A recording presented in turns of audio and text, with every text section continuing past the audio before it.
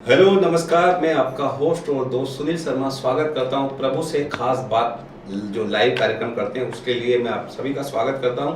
और आज ये कार्यक्रम कुछ खास कारणों की वजह से हम इसको रिकॉर्डेड करके ले रहे हैं, लाइव नहीं है। लेकिन आपके जो सवाल होंगे, आपके जो कमेंट्स बॉक्स में जो कमेंट्स होंगे उसके जवाब निश्चित ही हम देने की कोशिश करेंगे। हमारे जो एक्सपर्ट हैं, स्पीकर आज के उनके थ्रू। तो आज के स्पीकर्स हैं हमारे एडवोकेट सीका दुबे।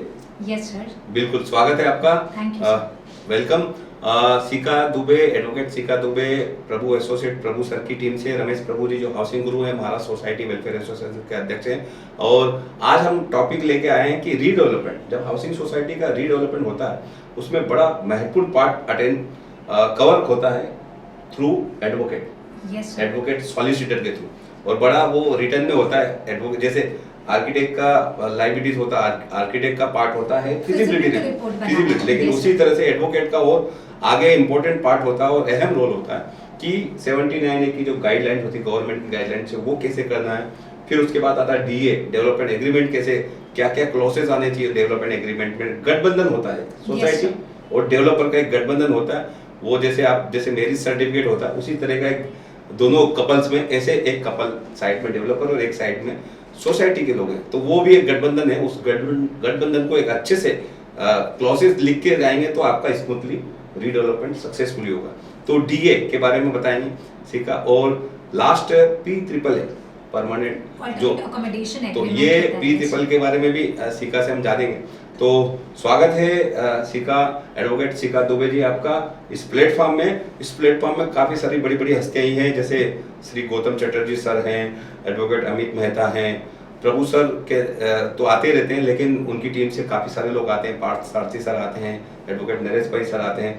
तो हम काफ़ी सारे लोगों को, एडवोकेट श्री प्रसाद परब हैं, संपत ग्रुप से आते हैं, विनोद संपत जी आते हैं। तो काफ़ी सारे लोगों को हम अवेयर और एजुकेट करने के लिए ये प्लेटफॉर्म है। MNS मीडिया न्यूज़ सर्विस और महासेवा न्यूज़ का एक अहम प्लेटफॉर्म है जो आपको अवेयर और एजुकेट करता है, आपके सवालों के जवाब भी देता है। तो ये 226वां एपिसोड है सीका, मतलब हम 4 साल से 5वें साल में रनिंग कर रहे हैं। और ये प्लेटफॉर्म आपको अवेयर एजुकेट कैसे लग रहा है, ये आप जरूर कमेंट्स लिखें। और यूथ है हमारी एडवोकेट सीका, तो उसके लिए बहुत बहुत शुभकामना हम तो करते हैं। आप सभी भी बेस्ट विशेष करें, क्योंकि आपको इस प्लेटफॉर्म में नवयुवक जो है, यूथ है, वो कम दिखते हैं। तो सीका ने इनिशिएटिव लिया कि ये इस प्लेटफॉर्म में आके आप सभी को अवेयर और एजुकेट करें। तो please welcome advocate caeca Dubey. आप, पहला मेरा सवाल है कि ये रीडेवलपमेंट में 79A की गाइडलाइंस होती क्या गाइडलाइंस है ये? सर, ये एक डायरेक्टिव्स है, कंपलसरी नहीं है सोसाइटी को फॉलो करना, बट हाँ अगर आप फॉलो करेंगे तो जो आपका रीडेवलपमेंट प्रोसेस है वो एक प्रॉपर वे में कंप्लीट हो जाएगा। तो इसीलिए गवर्नमेंट का गाइडलाइंस है, तो हमें इसे फॉलो करना ही चाहिए। सबसे पहले इसमें कैसे होता है कि 1/5 मेंबर जो है सोसाइटी के, उनको इनिशिएट करना पड़ेगा, रिक्वेस्ट देना पड़ेगा सोसाइटी के मैनेजिंग कमेटी को कि हमें रीडेवलपमेंट प्रोसीड करना है। जो सोसाइटी के मैनेजिंग कमेटी के जो मेंबर है उनको एक special general body meeting conduct करना पड़ेगा, जिसमें 2/3 मेंबर तो प्रेजेंट होना ही चाहिए। अगर वो मीटिंग हुआ, सोसाइटी ने वो मीटिंग किया और उसमें 51% मेंबर्स नहीं अग्री है फॉर रीडेवलपमेंट, तो हम जो है रीडेवलपमेंट प्रोसीड आगे नहीं कर सकते। तो इसीलिए 51% मेंबर का concert is very important. If आपको कंसर्ट मिल गया तो आप आगे प्रोसीड कर सकते हैं। एज इफ आप आगे जाके PMC को अपॉइंट कर सकते हैं, प्रोजेक्ट मैनेजमेंट कंसल्टेंट, जो कि बहुत इंपॉर्टेंट रोल प्ले करता है रीडेवलपमेंट के लिए।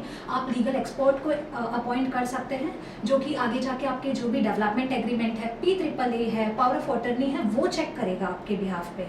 तो PMC को जो अपॉइंट करना है वो कैसे करेंगे, तो उसके लिए भी हमें special general body meeting conduct करना पड़ेगा, हमें टेंडर फ्लोट करना पड़ेगा। और वो टेंडर इज़ वेरी इंपॉर्टेंट, हमें ट्रांसपेरेंसी रखना होगा अमंग द मेंबर, क्योंकि सारे मेंबर के साथ मिलकर ही हम रीडेवलपमेंट प्रोसीजर कंप्लीट कर पाएंगे।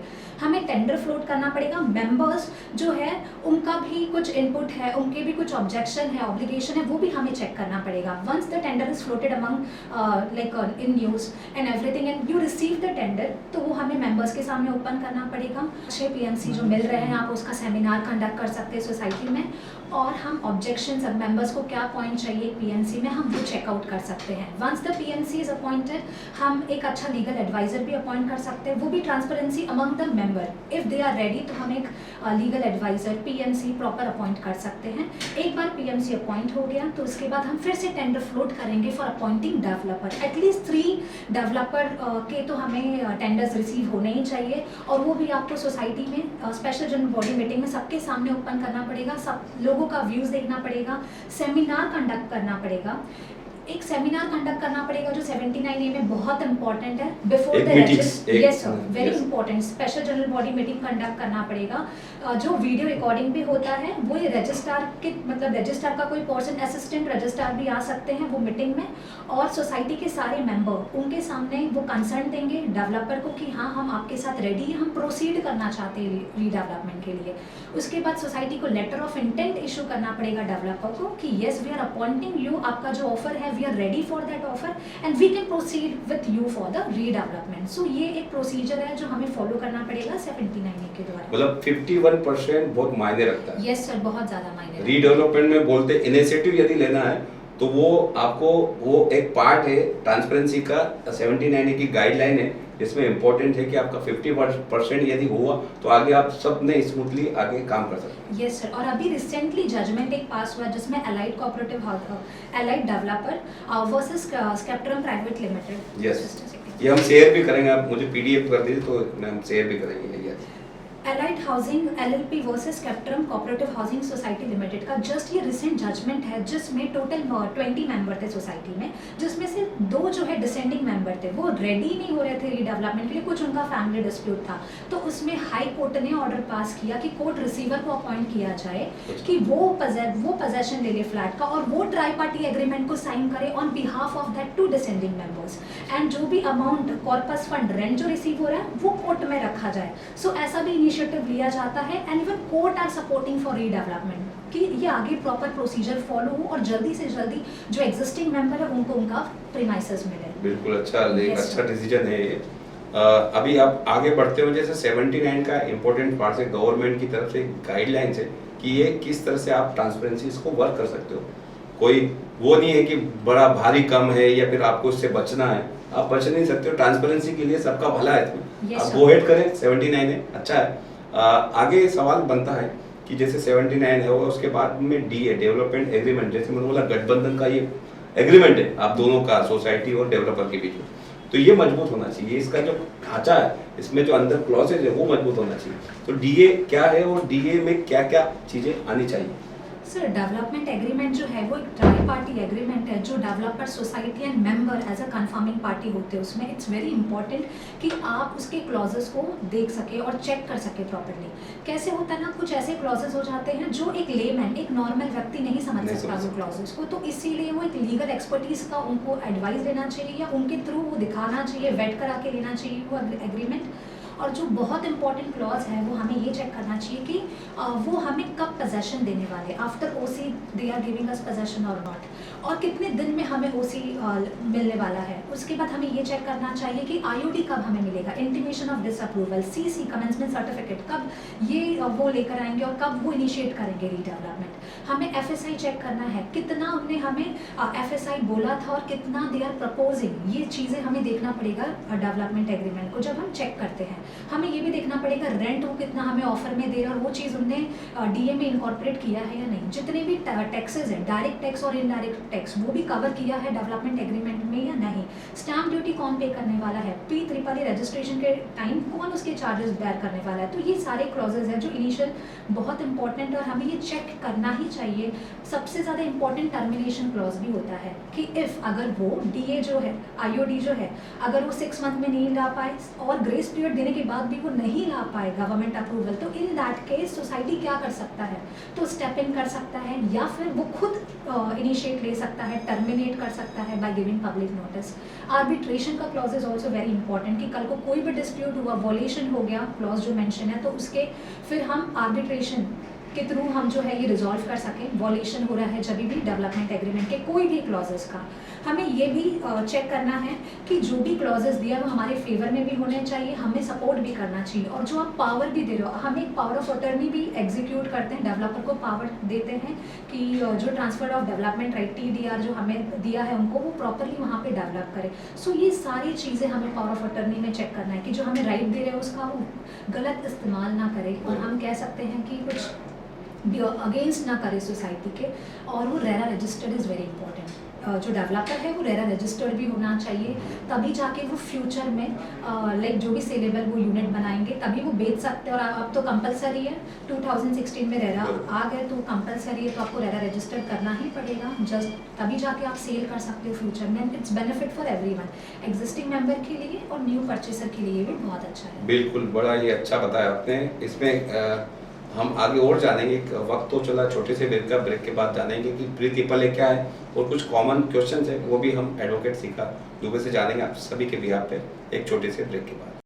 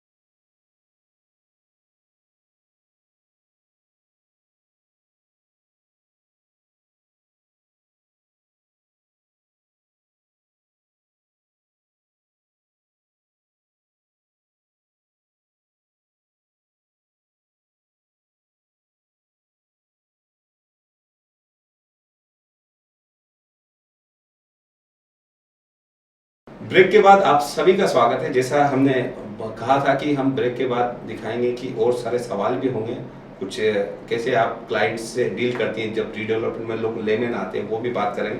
लेकिन उसके पहले प्री ट्रिपल ए क्या है और प्री ट्रिपल ए कितना इम्पोर्टेंस होता है, आपका रिटर्न दस्तावेज होता है, रिटर्न डॉक्यूमेंट्स होता है, फ्यूचर का घर जो आपको मिलने वाला है उसमें नंबर्स, उसके बिल्डिंग नंबर, तो बड़ा मतलब जैसे कुंडली होती है एक इंसान की, जैसे हमने गठबंधन की बात बोली तो वो एक सर्टिफिकेट होता है आपका कि वो जरूरी चीज डॉक्यूमेंट, तो ऐसे ही उसी तरह से प्री ट्रिपल है आपका फ्यूचर का भविष्य कुंडली है कि आपको इस विंग में ये नंबर में ये एरिया और ये फ्लैट मिलने वाला और वो फ्लैट किसी दूसरे को सेल नहीं हो, तो ये एक खातरी रहती है आपको, एक सावधानी रहती। तो प्री ट्रिपल क्या होता है, उसमें क्या क्या इंपॉर्टेंट पार्ट होता है, प्लीज एक्सप्लेन। जैसे कि मैंने आपको बताया DA में जो कोऑपरेटिव हाउसिंग सोसाइटी है वो एक पार्टी है, डेवलपर एक पार्टी है, मेंबर्स कंफर्मिंग पार्टी है। वैसे ही P3AA में जो मेंबर है, इंडिविजुअल मेंबर जिसे वो फ्लैट मिलने वाला है, वो पार्टी है, डेवलपर है, and even the committee member या फिर सोसाइटी के चेयरमैन सेक्रेटरी, हम उनको एज अ कंफर्मिंग पार्टी बना सकते हैं just to protect our interest, क्योंकि फ्यूचर में कुछ आगे जाके डिस्प्यूट ना हो, हमें हमारा वो एक पोजेशन मिल जाए फ्लैट का। वो बहुत इंपॉर्टेंट एग्रीमेंट है। IOD आने के बाद, रजिस्टर एग्रीमेंट होने के बाद ही हमें हमारा फ्लैट वैकेट करना चाहिए, बिकॉज अगर हमने हमारा फ्लैट वैकेट कर दिया, हमारे पास कोई एग्रीमेंट नहीं है, रजिस्टर एग्रीमेंट नहीं है, तो हम ऑन व्हाट बेसिस डेवलपर पे कोई एक्शन ले सकेंगे एज ए इंडिविजुअल। अगर मुझे डेवलपर पे एक्शन लेना है तो इसीलिए डेवलपर जो P3AA बहुत ही इंपॉर्टेंट डॉक्यूमेंट प्ले करता है। इफ अगर आप रीडेवलपमेंट के लिए जा रहे हो और आपको ऐसा लग रहा है कि आगे जाके कुछ फ्यूचर कॉन्सिक्वेंसेस से बचने के लिए इट्स वेरी इंपॉर्टेंट डॉक्यूमेंट। तो IOD ये रजिस्टर करवाना पड़ता है, ये रजिस्टर कराना पड़ता है। और हाँ, pre triple yes, P3AA register कराना पड़ता है और उसका फुल फॉर्म है परमानेंट ऑल्टरनेट अकोमोडेशन एग्रीमेंट। आपको आपका एक फ्लैट मिलने वाला है जो अभी आप देके जा रहे हो, वैकेट करने के बाद आपको एक न्यू फ्लैट मिलने वाला है, तो वो बहुत इंपॉर्टेंट है रजिस्टर करना। और उसमें भी हमें क्लॉज चेक करेंगे जो हमारे फेवर में है और जो हमारे अगेंस्ट में है। जैसे एक एग्रीमेंट फॉर सेल, जैसे हम एक नया फ्लैट खरीदते हैं, ट्रांसफर एग्रीमेंट बनता है, उसके क्लॉजेज होते हैं, वैसे ही P3AA में सारे क्लॉजेज कवर्ड होते हैं जो एक मेंबर के फेवर में होता है। कब उसे पोजेशन मिलने वाला है, ये सारे टैक्सेस के जो लायबिलिटी है वो कौन बेयर करने वाला है, व्हाट टाइम वो रेंट रिसीव करेगा, OC आने के बाद ही उसे पोजेशन लेना है, force majeure, everything in detail सब कुछ उसमें मेंशन होता है। तो PAAA एज ए इंडिविजुअल बहुत इंपॉर्टेंट एग्रीमेंट है और हमें वो देखना चाहिए कि स्टार्टिंग में ही जब सोसाइटी रीडेवलपमेंट के लिए जा रही है तो हमें ये बोलना चाहिए डेवलपर को, एक रजिस्टर एग्रीमेंट होने के बाद ही इंडिविजुअल हम लोग हमारा फ्लैट वैकेट करेंगे to safeguard our interest. बिल्कुल सेफ गार्ड, सुरक्षित रहना है तो ये इंडिविजुअल व्यक्तिगत आपको प्रीतिपल होता है। ये प्रीतिपल कब करना चाहिए? IODCC, रेरा नंबर या फिर अप्रूवल प्लान, ये कब करना चाहिए प्रीतिपल? सर IOD आने के बाद ना आपको पता चल जाएगा आपको कौन सा फ्लैट नंबर क्या अलॉट होने वाला है, तो आफ्टर दैट आप एक रजिस्टर्ड PAAA कर सकते हैं। बहुत सारे लोग डेवलपर्स बोलते हैं अभी पाइपलाइन में हमारा काम हो गया, अभी 4-6 महीने में हम करेंगे, हमको काम करने दो, आप कब प्रीतिपल करके देंगे, तो बात माननी चाहिए नहीं माननी चाहिए? सर मैं तो यही बोलूँगी आप अपना घर जो है वो छोड़ के जा रहे हैं तो इसीलिए एक रजिस्टर एग्रीमेंट बहुत इंपॉर्टेंट है, बिकॉज उसके बाद तो हाँ हम कुछ नहीं बोल सकते डेवलपर को, अगर हम आपके हाथ में जब तक है, जब तक घर है आपका पुराना, और उस घर के बदले में जब तक लिखित दस्तावेज मतलब प्रीतिपल नहीं मिले आपको नहीं जाना चाहिए। क्योंकि प्रीतिपल का मतलब ये होता है कि अप्रूवल प्लान जो बीइंग म्युनिसिपल कॉर्पोरेशन जो भी अथॉरिटी है वो अप्रूवल प्लान में आपका ये विंग में ये नंबर पे फ्लैट है, तो ये आपका पुराना घर आप छोड़ सकते हो। सीधी सी बात है कि रिटर्न डॉक्यूमेंट्स की जगह आप दूसरी जगह आप छोड़ दो, तो आपको ये अलर्ट रहना है। मैं जानना चाहूँगा शिखा जी, आप जैसे प्रभु एसोसिएट वन स्टॉप, वो है वन स्टॉप PMC है, और उनके साथ में किस तरह से कोई क्लाइंट आता है तो वन पॉइंट सॉल्यूशन कैसे देती हैं, कैसे कंसल्ट करती हैं? एक layman society secretary chairman layman ही होते हैं, तो उनसे कैसे आप कंसल्ट करती हैं, कैसे आपका SOP है तो कैसे डिस्कस करें, थोड़ा प्लीज एक्सप्लेन। सर कैसे होता है ना, जब हमारे पास सोसाइटी मेंबर्स आते हैं, चेयरमैन सेक्रेटरी ऑफिस वगैरह आते हैं, तो हम पहले उनकी डिटेल्स लेते हैं कि वो सोसाइटी कहाँ पे है और कितने मेंबर्स हैं टोटल, उनका सोसाइटी रजिस्टर कब हुआ, कितना ओल्ड उनका प्रेमाइसिस है, और उसके बाद हम देखते हैं कि उन्हें 79A जो रेगुलेशन है वो इनिशिएट किया है या नहीं किया है, PMC अपॉइंट किया है या नहीं किया है, फिजिबिलिटी रिपोर्ट बनाया है या नहीं बनाया है। तो ये सारी चीज़ें जो हैं जो हम उनसे पहले इंक्वायरी ले लेते हैं। एंड बहुत ज़्यादा इंपॉर्टेंट है, डीम कन्वेंस हुआ है, नहीं हुआ है तो डीम कन्वेंस करना पड़ेगा। तो ये सारी चीज़ें जो है हम वो पहले उनसे बात कर लेते हैं, वो लीज पे है, फ्री होल्ड है, ये सब चीज़ें भी हमें जानकारी जो है लेना पड़ेगा। Title of land is very important कि वो क्लियर होना चाहिए, तभी हम लोग आगे प्रोसीड कर पाएंगे रीडेवलपमेंट के लिए। तो ये छोटे मोटे इन्फॉर्मेशन है जो बहुत इंपॉर्टेंट रोल प्ले करते हैं, जो हम एक क्लाइंट शीट पे रिकॉर्ड करके लेते हैं when we are proceeding for redevelopment. और आगे जैसे गो हेड करना है उसे आपको as a advocate solicitor appoint करके गो हेड करना सोसाइटी को, तो फिर क्या क्या क्या चीज़ें आप उनको गाइड करेंगे? जैसे कि अगर कोई सोसाइटी हमारे पास आ रहा है और उनको यही हमसे चाहिए कि जो डेवलपमेंट एग्रीमेंट का जो ड्राफ्ट है वो प्रॉपरली हम चेक कर सके, वेट कर सके, तो उसके लिए हम उनसे कॉपी ऑफ डेवलपमेंट एग्रीमेंट मांगते हैं, लेटर ऑफ इंटेंट मांगते हैं, और जो डेवलपर ने आपको क्या ऑफर दिया है वो मांगते हैं, और कुछ बेसिक डिटेल्स जो है सोसाइटी का जो मैंने आपको बताया वो ही स्टार्टिंग में, जैसे टाइटल सर्च रिपोर्ट हो गया, प्रॉपर्टी कार्ड हो गया, एग्जिस्टिंग सेंशन प्लान जो उनके पास है, वो सारी डिटेल्स हम मांगते हैं उनसे। तो ये एक बार आ गया तो हम वो डॉक्यूमेंट जो है वो प्रॉपरली गो थ्रू करते हैं, वो ऑफर से मैच हो रहा है या नहीं जो डेवलपर ने हमें बोला है, और वो IOD with in how many months he will be bringing IOD, हम ये चेक करेंगे। कमेंसमेंट सर्टिफिकेट वो कब लाने वाले हैं, क्योंकि उसके बाद ही हमारा आगे का floor plans everything will initiate. तो ये सारी चीज़ें हैं जो इन्फॉर्मेशन बहुत इंपॉर्टेंट है, तभी जाके हम आगे प्रोसीड कर सकते हैं। तो ये आप चेकलिस्ट है, ये चेकलिस्ट है आपकी, बरोबर, ये चेकलिस्ट है। यदि आप भी अवेयर और एजुकेट हुए हैं इसमें तो जरूर ये सब चीज आप अवेयर करें, एजुकेट करें। आप कहीं पे भी किसी को भी प्रोफेशनल को हायर करें, लेकिन ये चीज जरूरी है, स्टैंडर्ड फॉर्मेट SOP है। तो ये आप जब गो हेड करेंगे किसी आर्किटेक्ट के थ्रू, किसी एडवोकेट सॉलिसिटर के थ्रू, तो ये चेकलिस्ट है, ये आप गो हेड कर सकते हैं। और अलर्ट रहिए, क्योंकि डेवलपर को यदि आपने डायरेक्टली अपॉइंट किया कोई नो इशूज, लेकिन आपको प्रोफेशनल्स रहेंगे, एक्सपर्ट लोग रहेंगे, तो आपको वो गाइड कर सकते हैं बिहाफ आपके। बिल्डर तो अर्निंग करने आता, कोई सोशल वर्क नहीं करता, अभी तक तो ये रिकॉर्ड है। कोई सोशल वर्क कर रहा हो डेवलपर ये रियल एस्टेट में, तो मुझे बताएं, हम जरूर उनका एक मुलाकात लेंगे, इंटरव्यू लेंगे, आप आपके समक्ष पेश करेंगे कि एक ऐसा डेवलपर है जो सोशल वर्क कर रहा है रियल एस्टेट में, तो बिजनेस वो कर रहा है यहाँ पे। तो बिजनेस में कभी सोशल वर्क नहीं होता, और वो आखिरकार वो चाहेगा अपना फायदा, कहीं ना कहीं कुछ चीजें अपनी ऐसी इनपुट डालेगा, ऐसे क्लॉजेस डालेगा ताकि उसका फायदा हो। तो आपको as a society, as a जो भी सोसाइटी आपकी, महाडा की हो, SRA की हो, या सेज की हो, तमाम जो अलग अलग कलेक्टर लैंड्स है, तो वो अलग अलग जो सोसाइटी, आपको ये अलर्ट रहना, केयर करना है कि अपना एक बंदा हो, अपना जो एडवोकेट हो, अपना आर्किटेक्ट हो, वो पूरा जो पीएमसी प्रोजेक्ट मैनेजमेंट कंसल्टेंट वो उसके गो हेड करें, ताकि आपके बारे में कितना एरिया मिलना है और कैसे आपको डीए बनाना, कैसे गारंटीज वो दे रहा है, बैंक Guarantees, गारंटी दे रहा है या बिल्कुल। नहीं दे रहा है, एक ये भी important बहुत ही इंपॉर्टेंट हाँ। पॉइंट है। क्योंकि कैसे होता है, पहले तो वो बोलते हैं स्टार्टिंग में कि we are giving guarantee, but बाद में वो बोलते हैं सेलेबल फ्लैट्स आपको हम दे देंगे, बट वो सेलेबल फ्लैट तो बनने के बाद हमें मिलेगा, तो उसके बराबर। पहले वी नीड सम गारंटी। तो इसी के लिए डेवलपमेंट एग्रीमेंट में वो क्लॉजेज मेंशन करना बहुत इंपॉर्टेंट है, तभी जाके हम वो डेवलपर के साथ प्रोसीड कर सकेंगे। बिल्कुल। आजकल एक चर्चा का विषय चल रहा है कि मुंबई में जैसे रीडेवलपमेंट हो रहा है सिका, वैसे ही है ना, जो सीनियर सिटीजन्स है वो अकेले रहने वाले बहुत सारे लोग हैं। हाईकोर्ट में भी बीच में उनके बारे में बोला था, लेकिन वो कभी न कभी सताए जा रहे हैं, मतलब उनकी आवाज़ कहीं ना कहीं सुनी नहीं जा रही। वो वन मैन है, मतलब कोई लेडी अकेली रहती है, घर की ऑनर है, तो वो इग्नोर करते हैं और वो काफ़ी सारे इश्यूज नहीं कर सकते। 70 ईयर्स, 75, 60, 65, तो वो लोग को काफ़ी, तो इनके बारे में क्या कहेंगे? वो जो सीनियर सिटीजन्स हैं उन लोगों के लिए क्या उनको अलर्टनेस कहेंगे? सर मैं तो यही बोलूँगी कि फिजिबिलिटी रिपोर्ट जो है, जो डेवलपमेंट एग्रीमेंट जो है, ये बहुत इंपॉर्टेंट डॉक्यूमेंट है, तो ये ट्रांसपेरेंसी होना चाहिए, ये डॉक्यूमेंट्स तो उनको मिलना चाहिए। अगर वो नहीं सभी समझ पा members रहे, यस, सभी मेंबर्स को फिजिबिलिटी रिपोर्ट, डेवलपमेंट एग्रीमेंट का जो है ड्राफ्ट पहले Draft। शेयर किया जाए, और फिर उसके बाद गो थ्रू करने के बाद उनको जो पॉइंट्स लग रहा है वो मॉडिफाई करने के बाद ही रजिस्ट्रेशन होना चाहिए। क्योंकि जब तक हमारे इंटरेस्ट मतलब हमारे जो क्लाइंट है या फिर वो जो मेंबर्स है, उनके इंटरेस्ट के पॉइंट ही नहीं रहेंगे डेवलपमेंट एग्रीमेंट में, तो हम कैसे आगे प्रोसीड कर सके। तो ये सारे जो इंपॉर्टेंट क्लॉजेज है, पॉइंट्स है, वो हमें चेक करना चाहिए। तो अगर ऐसे मतलब ओल्ड एज पीपल है, तो हमें कंसल्ट कर सकते हैं या किसी भी अच्छी लीगल एक्सपर्टीज को उनको पर्सनली हायर भी कर सकते हैं। यस सर, एक बार वो गो थ्रू करने के बाद ही तभी जाके हम अपना जो बिल्डिंग है, बिकॉज वो हमारा सबका सपना होता है, एक फ्लैट या फिर जो भी एक सालों से 40-40 साल Yes। लोग रहते हैं रीडेवलपमेंट में, जब जाता है तो उनकी उम्र 60-65 हो जाती है, 70 साल हो जाती है, तो बड़ा इंपॉर्टेंट एक इमोशनल भी जुड़ा रहता है उधर के।